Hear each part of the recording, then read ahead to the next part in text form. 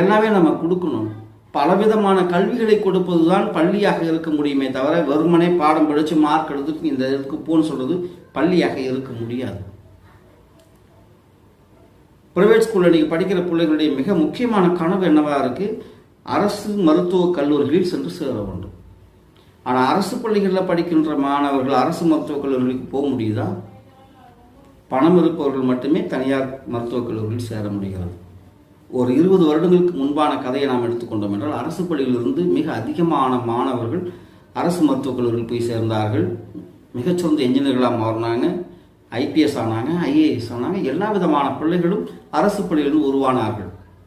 ஏன்னா இங்கு அனைத்து விதமான மனிதர்களுடைய பிள்ளைகளும் இங்குதான் படித்தார்கள்.